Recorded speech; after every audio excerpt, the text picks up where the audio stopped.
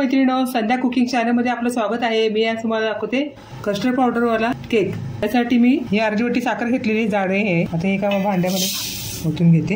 हे रूम टेम्परेचरवरती गरम केलेले 2 वाटी दूध आहे, कोमट आहे, टाकते यामध्ये आणि हे लागेलच सगळं एवढं ठेवते। साखर अशी विरघळून घेते।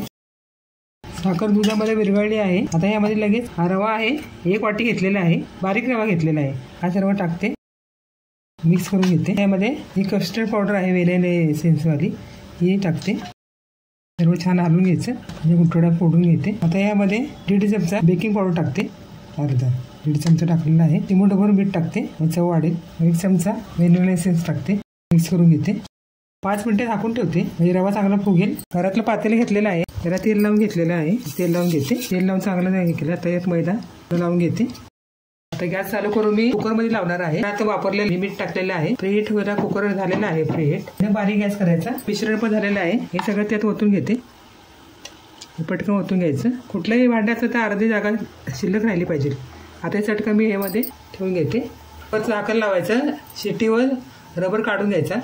एकदम बारीक गॅसवरती 50 मिनिटं केक होऊन द्यायचा। बदामाचे काप लावून आहे ना, त्याला डेकोरेशन करणार आहे। आता चेक करून बघते, कुकर मध्ये झाकण काढते, चाकू आहे ना हा थोडा घालायचा, थोडासा शिजायला हवा, अजून थोडासा शिजायला बाकी आहे, याला डेकोरेशन करते। बदामाचे काप त्यामध्ये चिटकून जातील, थोडे काजूचे काप टाकते, हवं तसं आपण डेकोरेशन करू शकतो। मध्ये थोडं शिजायचं आहे, अजून पुन्हा झाकण लावून शिजून देते, याला अजून 10 मिनिटं ठेवते। केक झाला का चेक करून बघते, कुकरचं झाकण उघडते, वाव फार सुंदर झालेला आहे केक। आता चेक करते, छान शिजलेला आहे, चाकूला कुठेच लागलेला आहे केक। हा केक आता मी लगेच कुकरमधून काढून घेते खाली, जरा वेळ गार करून घेते। केक कोमटच आहे, चाकूच्या साहाय्याने सुंट करून घ्यायचं। केक ह्यामध्ये काढून घेते। आता हे पातेले मी असं टाकलेलं आहे, आता केक निघेल। केक सरळ करून घेतलेला आहे, फार छान झालेला आहे केक। आता हा मी कापून दाखवते,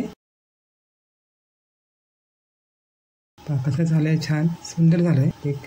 माझा केक झालेला आहे, कस्टर्ड पावडरचा वापर करून केलेला आहे मी रवा केक। माझ्यासारखा तुम्ही बनवा, घरच्यांना खाऊ घाला व स्वतःही खा, फार सुंदर झालेला आहे। आता क्रिसमस आलेले आहे, तर क्रिसमस केक म्हणून हा केक करू शकता, फार चविष्ट सुंदर झालेला आहे। मी खाऊन चेक केलेला आहे, फार सॉफ्ट आणि चविष्ट झालेला आहे। संध्या कुकिंग चॅनलला लाईक करा, शेअर करा, सबस्क्राईब करा, ऑल ऑप्शन बटन दाबा, काय कमेंट असेल कमेंट करा। पुन्हा मी व्हिडिओमध्ये भेटूया, बाय।